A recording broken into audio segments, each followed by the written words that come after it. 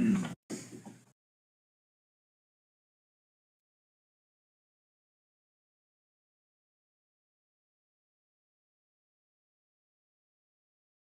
right, I'd like to call to order the Monday, July 24th, 2023 Angola Board of Zoning Appeals meeting. Can I have the roll call, please? Brant Moore, Here. Howard McKeever, Here. Phil Rowe, Here. Mike Sutter, Here. Susan Ralston. Here. All right, we do have everyone here tonight. So the first thing on our agenda is the approval of minutes from the June 26th, 2023 meeting. Everybody has a copy. Is there any additions or corrections? Hearing none, I'll ask for a motion to approve as presented. So moved. Second, I will second that. all in favor signify by saying aye. Aye. Minutes of the June 26th, 2023 meeting are approved. So everybody know a little bit how we run our meetings tonight. We will start first when we call a case, there'll be a staff report that will be given. The board will then ask any questions of the staff. Then the petitioner will present the facts relating to the case. The board will then ask the petitioner questions. We'll then read into the minutes any correspondence that received or have any remonstrators will have a chance to speak at that time. After that, the petitioner can have a chance for a rebuttal. We'll then close the public part of the hearing. The board will discuss the case amongst ourselves with no comments from the petitioner or the remonstrators. We'll then go through the findings of fact and a motion taken. So our first case tonight is 500 block of East Harcourt Road, land use variance. Okay, first on the agenda this evening is for Sheets Family Park seeking a land use variance. Applicant is JPR and the owner is the YMCA of Steuben County. Correction there, the location should be 500 block of East Harcourt. Zoning is IS institutional, requesting relief from section 1876-020 institutional district permitted uses. Hearing date is today's date, July 24th, 2023. Legal notices appeared in the Herald Republican on July 14th. 31 property owners within 300 feet of the project were sent a certificate of mailing on July 11th. Applicable code is Title 18 of the UDO and Indiana Code 36-7-4-900 series for Board of Zoning Appeals. Not located within a floodplain, and staff's recommendation is approval. The property consists of 4.12 acres just east of the existing YMCA of Steuben County campus. The YMCA of Steuben County, in conjunction with Charles Sheets, had a vision of creating Sheets Family Park. This development is to include an inclusive playground, splash pad, pickleball courts, pavilion, public restrooms, and community gathering space. This type of development is not permitted within the C1 zoning district, and a determination was made for the parcel to be zoned IS institutional district to accommodate many of the key components included in this type of development. At the July 10th Plan Commission meeting, a rezoning request was forwarded with favorable recommendation to Common Council to change from C1 to IS. The rezoning request passed its first reading by Common Council at the July 17th council meeting. The institutional district provides several accommodating standings for the petitioner. However, it doesn't include the permitted use of a sports complex outdoor to incorporate the pickleball courts. At this time, the land use variance is the only expected variance needed for this project. Next, you will look at a conceptual plan, an aerial view with the images to see how it will somewhat lay on the site and that they are proposing to put this project on. Next to the YMCA of Steuben County to the west, and also Engineering Inc. just north of the YMCA. Just below is another quick site plan image of the project. Next, we'll get into some site photos. It basically works in a counterclockwise circle going around the property. First is a view looking northwest over the lot from William Street at the pedestrian walk. Next is looking directly west over the lot. You'll see the YMCA in the background from William Street. Next will be from the intersection of State Road 827 or Harcourt and William Street, looking southwest over the lot. And then from the north, looking directly south from Harcourt. And then from the next image will be from the entrance of the YMCA and engineering, looking southeast over the lot. And lastly is basically from the parking lot of the YMCA of Steuben County, looking northeast over the proposed lot. Contextual zoning and land use. The property is zoned IS, which does not permit a sports complex outdoors. To the north, you have Nolan Meadows and Project Help. To the east, you have the Fountains and Harrington Heights subdivision. To the south, you have R1 residential, large open land of institutional district from the Assembly of God and the YMCA. And to the west is the YMCA, commercial restaurants further across the tracks, and businesses and Village Green apartments. Next, into the comprehensive plan, it speaks to a handful of objectives. First, from Principle 1, manage community form and growth, strongly encourage redevelopment of underutilized and vacant lots. Principle 4, Objective 4.10, add a city park on the north side of the city. And then Principle 5 is to promote economic growth and to attract and retain businesses and residents. To this date, the staff has not received any public input from a result of the legal notices. And in conclusion, staff is supportive of the request. The development of this property is a valuable addition to the community by providing a much needed inclusive public amenity for families with children of all ages. Furthermore, the addition of the park on the north side of city limits further improves the quality of life of the community and the rapidly growing residential neighborhoods close by. It should be noted that the development plan for the splash pad will appear on the agenda of the August 14th Plan Commission scheduled meeting. Also, as previously noted, the Common Council approved the first reading of the rezoning of the property. So really, this is for the pickleball courts, essentially. Correct. Who's going to speak tonight on that?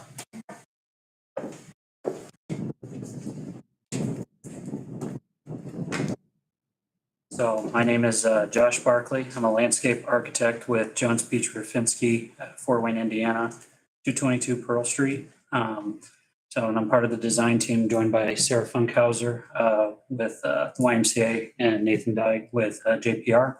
I would like to thank all of you on the board for reviewing this land use variance request, as well as extending thanks to city staff for your continued coordination on this project. It's a project we're all excited for, and excitement for all the amenities that'll bring to the community and accommodations to allow not just families, but users of all physical and emotional abilities to partake in the site. If you guys have any, guys and ladies have any questions on the site, we'll take them now. Is this open to the public without YMCA membership? It is. Okay. So There'll be no cost at all for anyone to use the park or its amenities. and open how long? So another great aspect of this park is the partnership that we've developed with the Angola Parks Department. So it will fall under their umbrella. Matt Hanna, who isn't here today, just wanted to double check, but it will fall under the umbrella of the Angola Parks Department as well within their hours of operation for their parks. Currently, the Angola Parks Department does not have pickleball courts like this, nor do they have like the splash pad component. So we're working on them as far as like time of year that those components themselves would be open, but it would follow the Angola Parks Department. Thank you. Any other questions?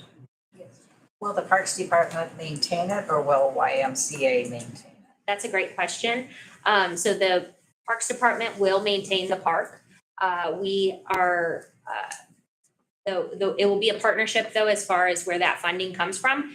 So we have been funding for an endowment for that park as well. So a lot of the upkeep of the major components will be funded through the endowment, but the Parks Department will take on the normal, if you will, wear and tear of those things. upkeep in that sense. But as far as like resurfacing the pickleball courts, if you will, that would come from the endowment that's established at the Steuben County Community Foundation specifically for this park. Are these courts going to be fenced around or? Since it's closer to 8/27, kids and stuff, I just wondered about, what about lighting? Are they lit courts? Yeah, so kind of alluding to the first part, the entirety of the pickleball is fenced around, 10-foot high perimeter security fencing. And there will be lighting for the pickleball use in the case that it'd be programmed to have the need for lighting for certain events. Okay, for the benefit of the neighbors across the street, will you establish time limits as far as into the evening, as far as more lighting on close to 8/27? Yeah, so in terms of the actual security lighting themselves, it'll be facing inward towards the park. The actual high glow of the nighttime use would actually be programmable, so it won't be on all time when it's not being used, if that makes sense. So it would have to be programmed to be used at night if there would be a night event. It's not going to necessarily shine with the competitive light the entirety of the night. Okay, I just tried to, in case neighbors have questions, that's always a big thing, is the lighting at night. We'll be working closely with the Parks Department, to kind of set those hours, what those hours, determined when do the pickleball courts turn off, things like that. And even on that, is it a seasonal thing? Are they maybe on during the summer, but in colder months, they don't even come on, if the courts aren't being used. Okay. I will make note that part of the development plan approval is we do look at lighting, and there's only so much light that can go past the property line. All right, thank you. Thank you. There was no correspondence sent in, anything. Anybody here would like to speak on the case? I should say too, if you speak tonight, please, step to the podium and give your first and last name and address. All right. There's no one, then we'll go into the findings of fact. Excuse me. Number one, the approval of this variance will or will not be injurious to public health, safety, morals, or general welfare of the community. Will not. Staff proposes to find that because the complex will be enclosed to ensure the safety of all users and will not create any noise or pollution to the community. Additionally, the Sheets Family Park entrance is located off the state highway, which is constructed to withstand a higher demand for traffic if it shall arise. Agree. Number two, the use and value of the area adjacent to the property included in this variance will or will not be affected in a substantially adverse manner. Will not. The staff proposes to find that because the use complements the surrounding existing uses and character of the area, the Angola Comprehensive Plan states the need of a park on the north side of the city for the rapidly growing neighborhoods with new families of all ages. Additionally, the development standards will be met to ensure no negative impact to the neighboring property owners. Agree. Agreed. Number three, the need for the use variance arises or does not arise from some condition particular to the property involved. Rises. Staff proposes the findings that because the rezoning of the property to where the desired permitted use is granted would not comply with numerous development standards outlined in the UDO. Additionally, the property is more than accommodating for the sought use, mirroring the petitioner's large parcel to the west. Agree. Number four, the strict application of the terms of the ordinance will or will not constitute any unnecessary hardship if applied to the property for which the variance is sought. Will. Staff proposes to find that because a sports complex outdoor will complement both the character and development pattern of the area. Agree. And lastly, the approval does or does not interfere substantially with the Angola Comprehensive Plan. Does not. Staff proposes to find that because the Sheets Family Park promotes community image, growth, and form while embracing effective, safe transportation routes. Additionally, incorporates objectives within Principle 1, 4, and 5. Agree. Do I have a motion to approve the land use variance with no conditions? I will second that. All in favor, signify by saying aye. Aye. All opposed, same.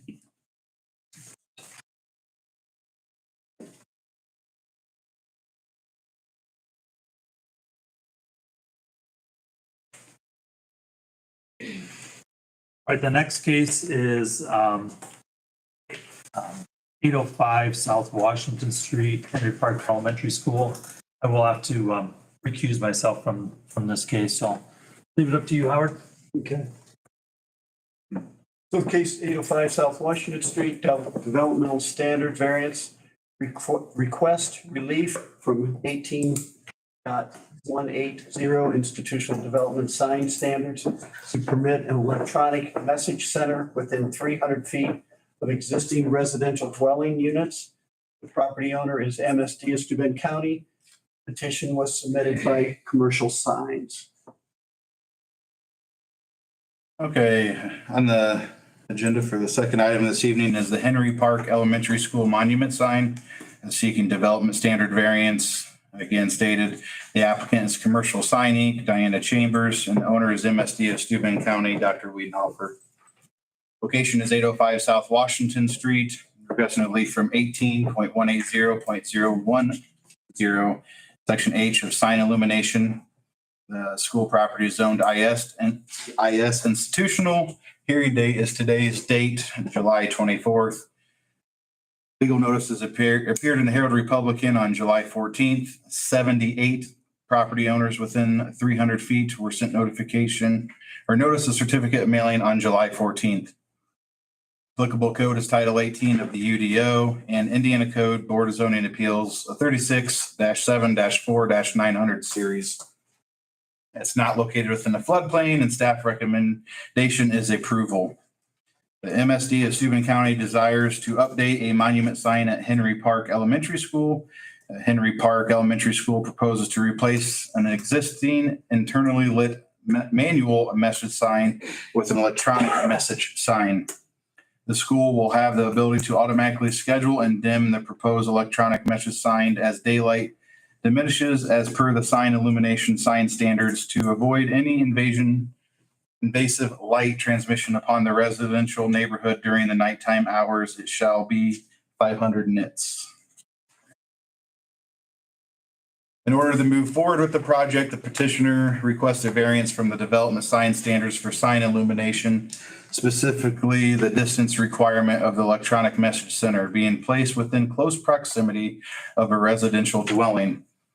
The new sign will remain in the same location as the previous, placing it approximately 118 feet from existing residential dwelling units.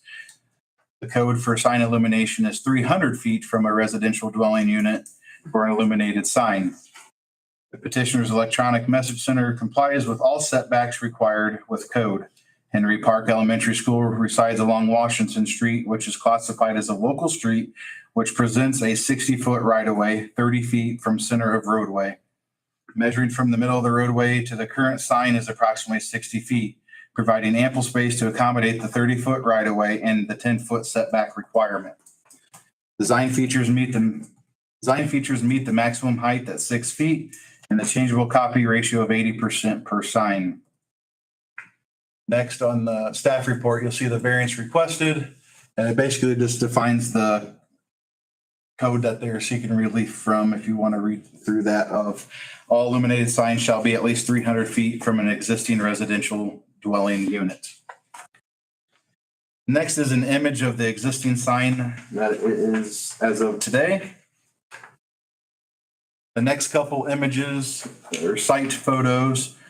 One is almost taken from the middle of the roadway of South Washington Street looking north. You'll see the sign off to the right-hand side of the image. Next is looking northeast from Washington Street. And lastly is an image. The red line you'll see on the image is approximately the 30-foot right-of-way mark. And next is the orange line, which reflects the 10-foot setback from the right-of-way. Contextual zoning and land use, as stated, the property is zoned IS. To the north, you have traditional residential with large institutional properties of the Sheriff's Department and Cameron Hospital.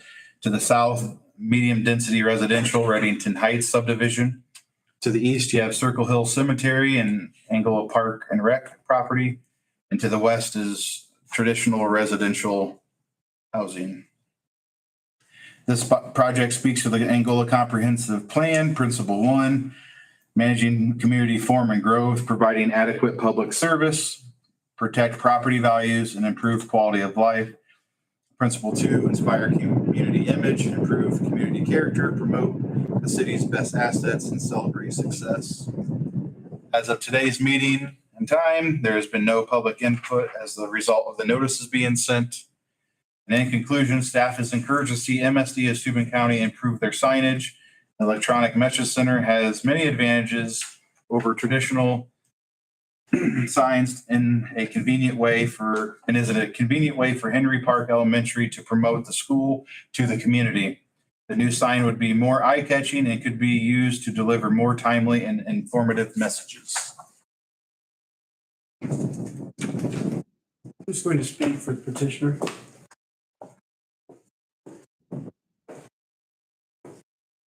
My name is Diana Chambers. I'm the owner of Commercial Signs. Our address is 404 East Hawthorne Street, Fort Wayne, Indiana, 46806. And I'm here asking for permission, if we can, to change out the sign for Henry Park, as you have outlined. And if you have any questions, I'd be happy to answer them. We are just the installers. We did not build the sign, just so you know. I'm doing this for another sign company.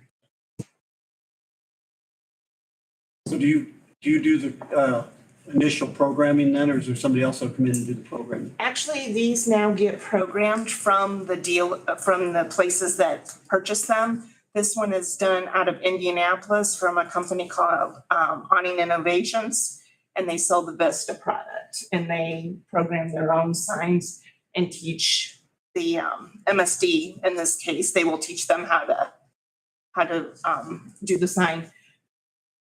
When you guys tell us, I saw in here like the 500 nits at night and stuff. Yes, that's They will automatically program that right from the factory to accommodate that. Like after 9 o'clock usually is the cutoff for that. And they schedule it, and they can do that. And then they increase it as winter and fall come into place, and lessen that to, I believe it's 7 p.m. is what most jurisdictions want. It's for that to go down to that and stay that way until 6 a.m. in the morning.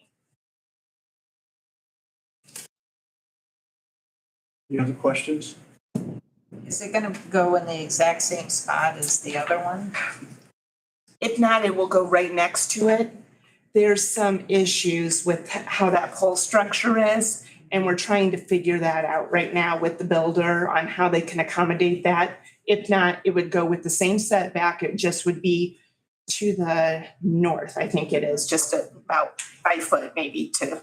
Well, the one picture just makes it look like the one tree would be very much obstructing. Yeah. So And- I didn't know if the tree was gonna be trimmed up or. They may have to trim that tree. They may take that down and plant another tree or two in its place further down, Yeah, but okay, they're aware of that. that's all. Okay. Thank you. Thank you. We have anybody that wishes to speak from the public? Name and address, please. My name is Patrick McGinnis. My address is 614 South Washington. Look at that picture, the red rectangle in the middle. That's my front yard. I am immediately across the street from the sign.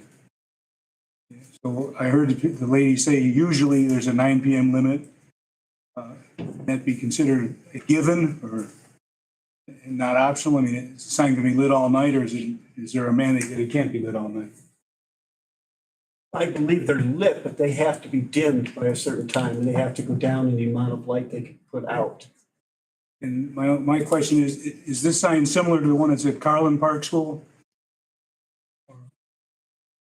That's put in. Did you do Carlin We did Carlin Park as well. Okay, yes, yeah. As opposed to the McDonald's on Wayne, which is designed to light up the neighborhood. Right, yeah, correct. Okay, well, the concerns are late night and how much actual illumination as opposed to, some signs are lit so you can read them, others are lit so they can project light. And on that street, I'm not sure projecting light is a good idea. No, that's true. I think what the benefit of our code is that it needs to dim down at nighttime, so it does not bother the neighborhood. Those are my two concerns, is that how late it's lit and how bright it's gonna be when it's running. That's all in our code. That's in code, and then Right here is how the code reads exactly. So that last bullet point, daylight hours, direct sunlight can be 4,500 nits and the maximum light during nighttime hours is 500. So what Diana was saying is, when those change with the seasons, when it's light, when it's dark, it adjusts. Adjust. Okay. I believe she also referenced to that the school will have capabilities to alter if it is too bright. If the 500 nits per se at night's too bright, they can get in and adjust as needed. Sometimes the schools will even turn them off at night if they are in heavily residential areas. So that's going to be up to MSD and what they want to do, but. Okay, at this point, there's no other people speaking. I'll close the public end and Mike, any comments? Susan?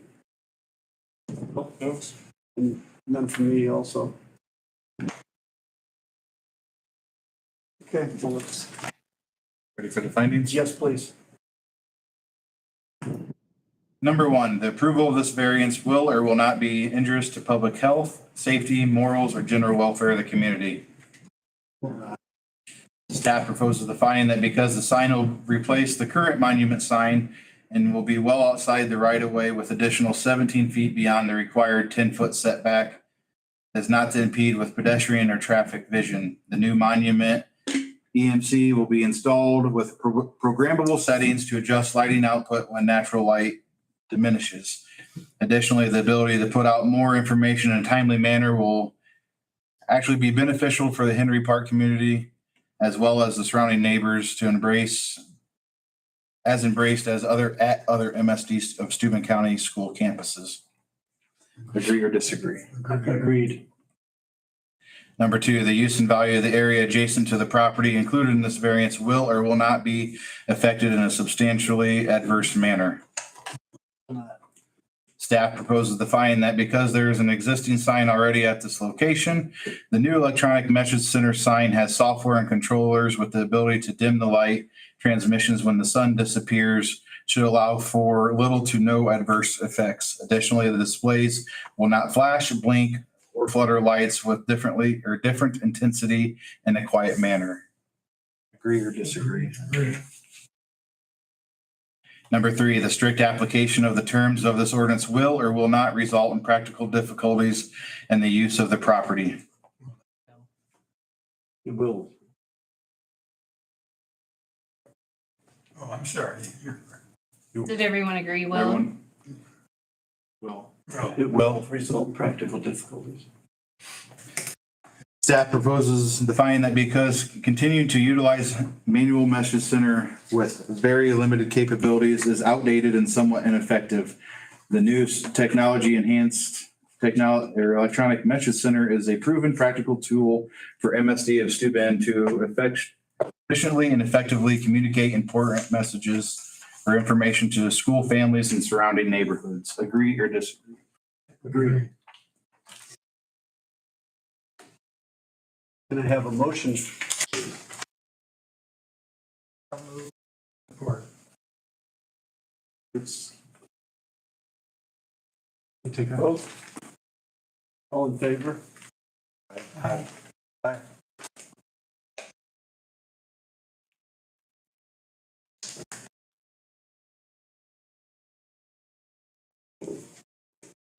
Thank you.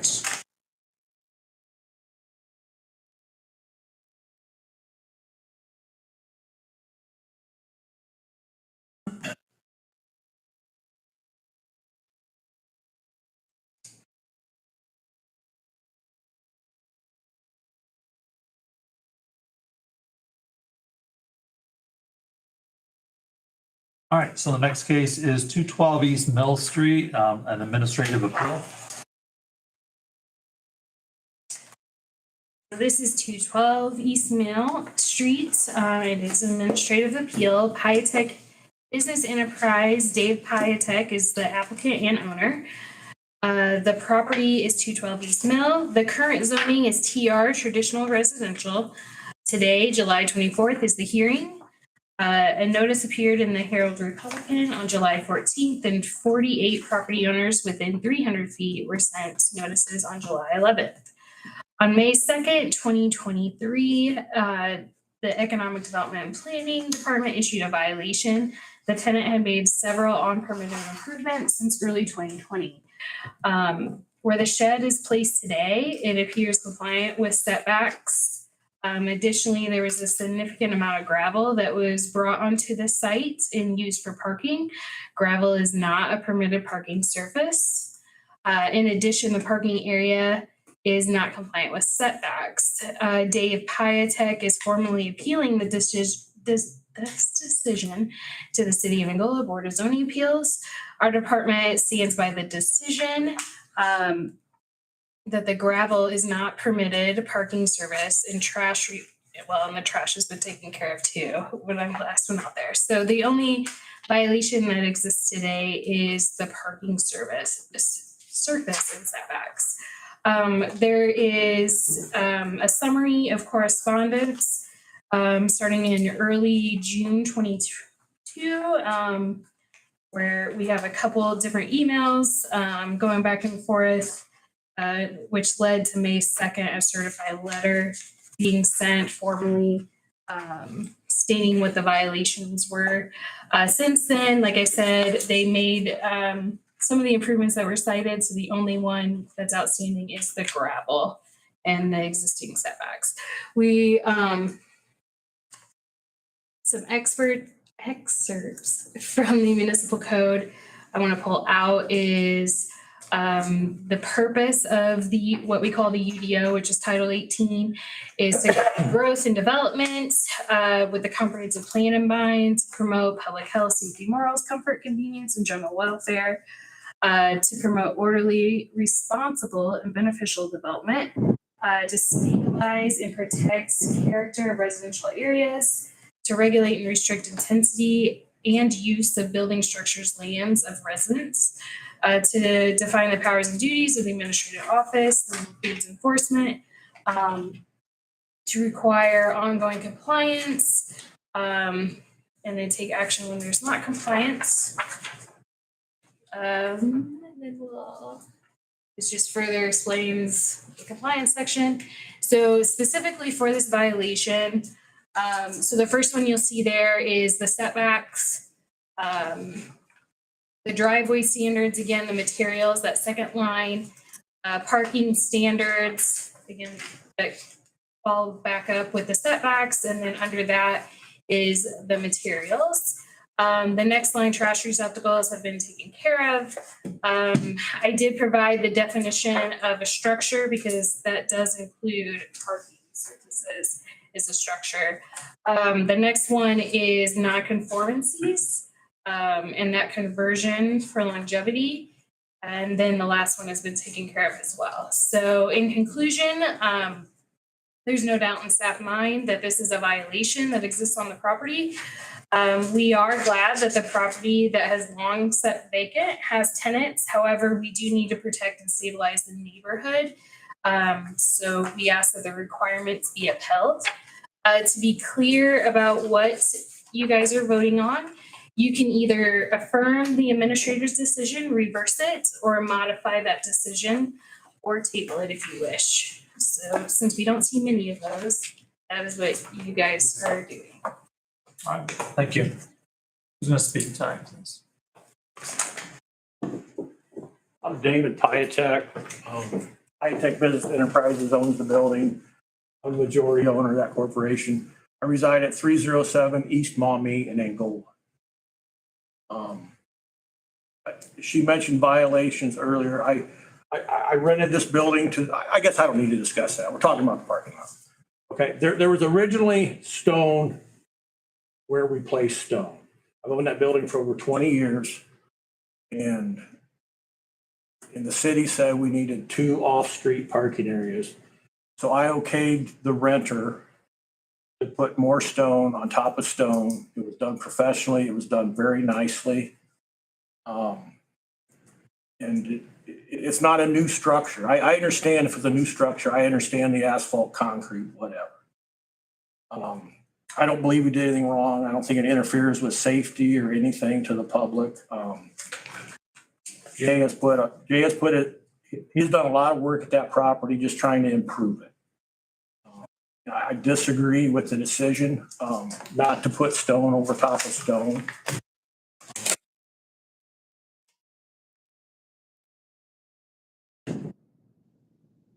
I have pictures of a lot of places done in the last couple of years, both new properties and old. Can I pass these around? Absolutely. Okay.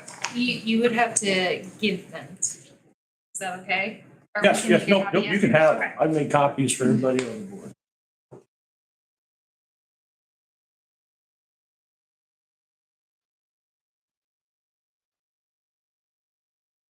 I didn't do this to be hateful or anything to anybody. I thought it was properly done. Got 2 extra sets. Would you like one, sir? Yeah, thanks, David. Brett, okay. Thank you. There, I'm sorry. I didn't do it. Guys.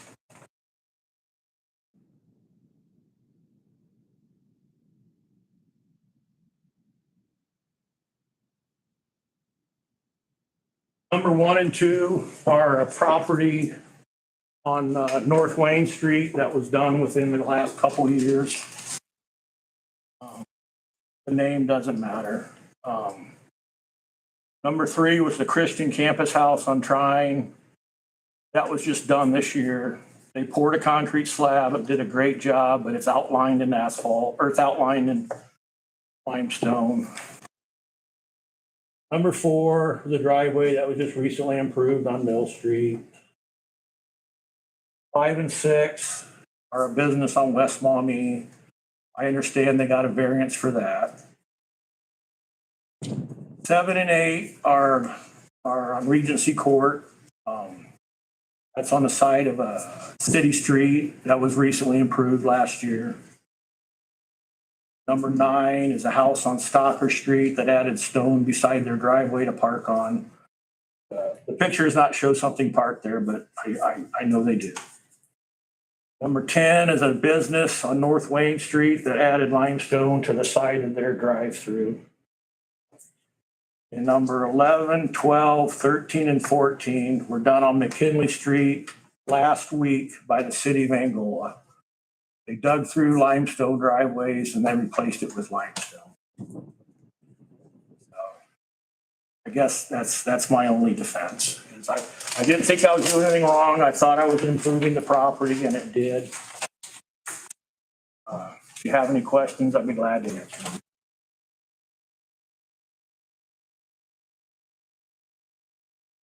So one of the things that can be done is a variance could be sought, correct? So I guess my question to you is why you just asked for the variance? I wasn't told that was part. I told her I disagreed with her decision, and I was told that I have to go to the Board of Zoning Appeals. But you could even now, even though it's already done, that's not something that we like, but you could ask and do a variance or ask for a variance for it. I'm ignorant to the whole process. Okay. Anybody else have any questions? And this was a church before, everybody here understands that, and that was parking that was actually gravel limestone there. Basically, it's an improvement. That's what I'm understanding. Yes, sir. When I bought it, I owned it for 20 years. When I bought it, there was a church there, and they not only parked on that gravel, they parked on the grass, they parked in the road and everything. I thought I was doing the right thing. Did you expand the amount when you top coated? Yes, sir. Over the existing? Yes, sir. Mr. Chairman. There seems to be a prevalence of inconsistency. I mean, do we have an ordinance and are we applying it across the board? It seems to me that we are not. I would reference you guys to what's legal non-conforming and legal conforming. He says he's owned it for 20 years. The last thing I can find is at least 5 years ago was the last time it was occupied. You might be able to speak more into that. Non-conformance loses after it's not used for 6 months. It loses its non-conformity. So it definitely has lost the non-conformity to be able to, what I pointed out in the code, that conversion of longevity. The parking area was not maintained ever since then. May I elaborate a little bit on what she's saying? What she's saying is you can have an illegal use, but if it becomes illegal while you're using it, then you get to still use it. It's non-conforming, but it's not legal, but it's allowed because the rules changed while you were using it as such. If you have a legal non-conforming use and you stop using it, then your ability to continue to use it lawfully, it goes away. So that property was not used for any church purpose for many years or any other purpose. I mean, it stood vacant or empty or unused for many, many years. That would terminate any legal non-conforming use that the earlier church might have had when they were using it. These pictures and this list of things, we don't know anything about. This board doesn't know anything about those properties, whether those are legal non-conforming uses, whether those are legal uses that got a variance, or if they're illegal. There's nothing before this board to establish that. Well, that church building is zoned residential, correct? But is that correct? 2008, yeah. Okay, well, the picture on Mill Street of the driveway, that did not get a variance to have that done, to put new limestone down on that. Right. So we know there's an instance that a driveway has new limestone and has not come to this board for a variance. But I would like to, I am more than happy to look into them. Mhm. We received a complaint, we look into it. We're not a proactive code enforcement, we're reactive. Now that we have a complaint, I'll look into it. I'm not here to get anybody else in trouble. Well, I'm just trying to prove a point. This is selective enforcement right here. I mean, the Christian Campus House had to pull a permit to do their addition. And they have new limestone. that was well before me. I can't answer any of those It questions. just happened this summer.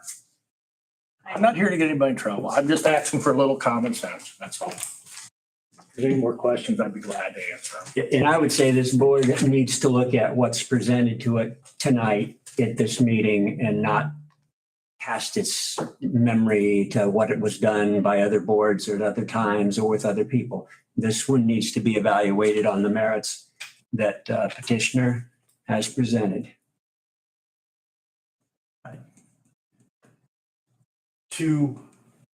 Okay, so in order for this to stay, it would need a variance. Does that have to be a different process, applied for a variance and come back? Is that what's needed? Yeah, so this is not a variance request. This is Jennifer's department issued an order and he is appealing that order to this board.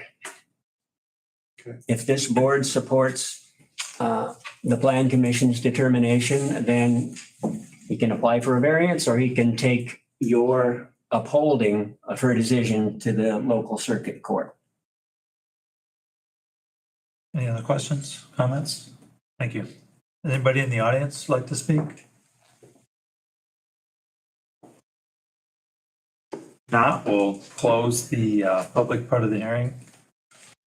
I guess my only comment would be that there is a remedy. He can apply for a variance. That's the easiest way, in my opinion, the easiest way to do it. And it is after the I mean, fact. it's obviously it doesn't fit when you read the code, So my question is that, and then it would have to come back. so would they have to, like, he had to pay a fee to appeal does he have to in turn pay another?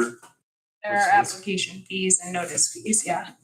Would he have to pay the other larger fee to go to get a zoning change? I do not have the authority to waive any fees. So would should this individual have been advised that He was advised though. he was advised that he could appeal it, he could Gave him ask two for a zoning recourses. change?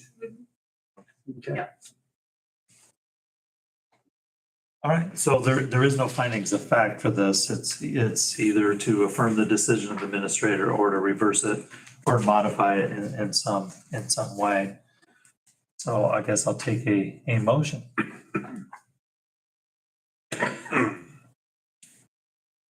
I move to reverse the decision. We have a motion to reverse. Do I have a second? Support. Okay, all in favor to reverse the decision of the administrator, say aye. Aye. All those to I'm sorry. Aye. All those against? Aye. Aye. Okay, so let's do a voice count on this, please. Okay, so the motion on the table is to reverse the zoning administrator's decision. Correct, Phil? Made the motion. Mike, Do second. you agree? I agree. Yes. Howard? I agree. Brant? No. Susan? No. Mike? Agree.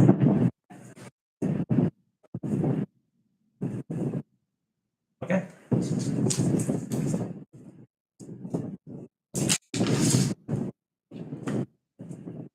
What else do we have tonight? Anything? No. And you, next month, nothing, maybe? They still have till next Monday. Oh, Yeah, they Next Monday, this is an application. nothing right now. Nothing right now. I gave you all one of these flyers. It is an online survey. Also next week, there's 3 opportunities to provide public input directly to the consultant we're using. So if you'd like to attend any of those as well. Thank you. If there's nothing else, do I have a motion to adjourn? Come on. Second? I will second that. All in favor? Aye.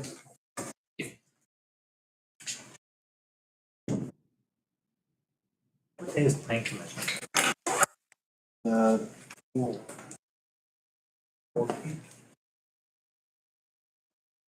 Thank you all, Ron.